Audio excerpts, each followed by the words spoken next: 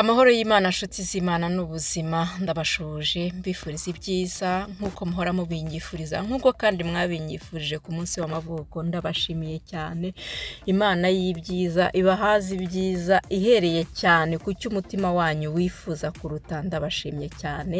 Amagambo yo gushima rero ntayabaho, tujye mu bikorwa duhaguruke twongere twibutsanye ku myaka iri imbere izaba iteye ubwoba, iteye igishyika.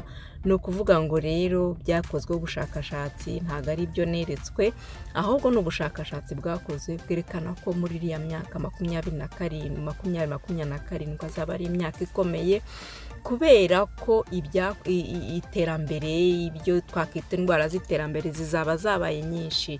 Hariho ikirere cyanduye, icyo cyo nta n'icyo umuntu yagikora, ariko dufite 80% byo kugabanya isukari mu byo turya, byo kwihutira gushakisha ibiryo bizima bitaciye mu nganda, byo gukora hari icyakorwa. Niyo mpamvu umuntu abivugaho, ntabwo ari uburyo bwo gutera ubwoba, ahubwo ni uko hari icyakorwa cyane cyane yuko icyo tuzi ni uko amasukari yagiye yongerwa mu bintu byose, ndetse no mu nyama ugasanga ahantu hatagombye kuba inyama bayishakira n'utubyiniro twinshi, ngazo za dextrose, ngizo za fructose, ngizo za glucose. Donc bagenda batwita utuntu ku buryo utatumenya, ariko mu by'ukuri isukari yose ni isukari.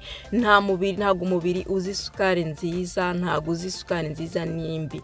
Yego hari isukari umuntu yarya mu gihe ariko adafite ikibazo cy'isukari cyangwa ibiro bizamuka cyane, cyangwa ukayitondera. Isukari ni ikintu cyo kwitonderwa, ndetse ni n'ikiyobyabwenge kubera ukuntu gifata mu mutwe, kubera ko kandi twabyonse mu mashereka, twonse isukari mu mashereka, usanga ari ikintu kitugora cyane kuba umuntu yakihagarika. Akaba ariyo mpamvu rero twakagombye guhora tubyibukiranya, ndetse ku bawe rwose ukagerageza isukari ikaba nkeya mu bintu uteka, isukari ikaba nkeya mu bintu utanga. Niba se ushaka guha abana ifruit kubera ko harimo isukari kandi yitwa fructose, gerageza uyitange nibura mu masaha akuze. Ushoboye kumuvangira n'akandi kantu nk'akayawurute nature nk'iki, waba ukoze cyane. Ni ukuvuga ngo rero ibyo bintu mu gihe tutazaba tutabyitondeye bizadukwegera ingorane, aho bavuga ko muri iriya myaka umuntu umwe azaba yibitseho nibura indwara 5. Muribaza rero ikintu bizaba bisaba, muzibaza rero ukuntu umuntu atazajya abona n'umwitaho. Kandi ni ibintu bigaragara cyane mu myaka itari na myinshi cyane. Hari igihe kurwara bitari ibintu bimenyerewe cyane, bakubwira bati umuntu yagiyemo serumu, nta myaka myinshi maze cyane, ni imyaka mfite ntabwo ari myinshi cyane irengeje, ariko hari igihe bakubwiraga ati umuntu arimo serumu ukumva yarembye cyane bimeze nabi. Hari igihe kurwara rwose bitari ibintu bya buri muntu wese, ariko byageze aho bibi ikibazo gikomeye cyane. Ikintu cyari gitangaje cyakorega ko kurwara bitari ibintu ni uko abantu bose bagemuriraga icyarimwe igihe umuntu yabaga arwaye, ugasanga abantu babuze ibyo kurya, cyangwa abantu batagira aho baba, bagiye mu bitaro kuko babaga bazi ko hari umuntu wagemuye n'undi akagemura bakabona ibiryo. Igihe cyaje kugera no kugemura bivaho, ubu ngubu umuntu agemura amafaranga kubera ko uno mwanya wabaye mukeya, cyangwa kubera ubwinshi bw'abantu ntawamenya. Harimo igihe harimo n'ubwinshi bw'abantu. Ibyo byose byerekana uburyo indwara zamaze gucibwa amazi. Ariko rero ikigaragara nuko harimo izo ndwara tuzajya turwara muri ibyo bihe, ni indwara umuntu ashobora kwirinda mu buryo bushoboka ku rugero rwa 80%.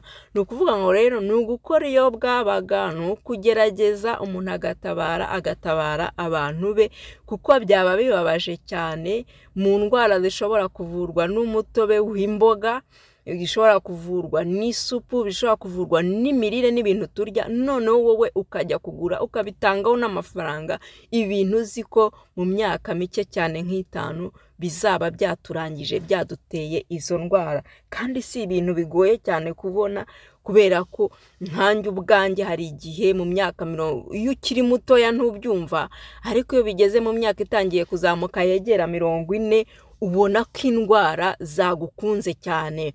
Aho ubwanjye hari igihe nageze nkajya nsuzumwa isukari, ni ukuvuga ngo diyabete ubwo bayibonaga hafi, amatiroyide, ukabona indwara zose keretse iyo batapimaga, izo bagiye bapima inyinshi wagiye kubona ukabona ugasanga zangezeho, ukibaza uti ni gute indwara itakubabarira ngo ivuge uti ufite iyi ngiyi ihagarare. Ni uko izo ndwara z'iterambere akenshi zikunze zikazana zikaba nyinshi cyane.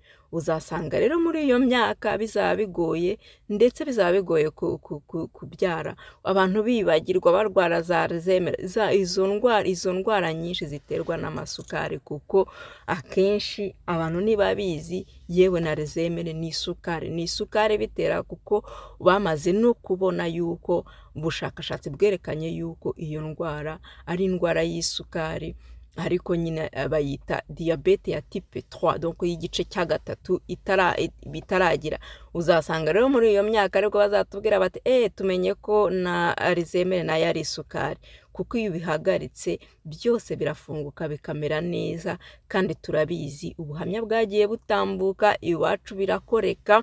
Ngwino rero udusange turebe icyo twakora, dufatanyirize hamwe, duhinge, dukore ibintu byose bishobora kutuzanira ubuzima, tworore kijyambere.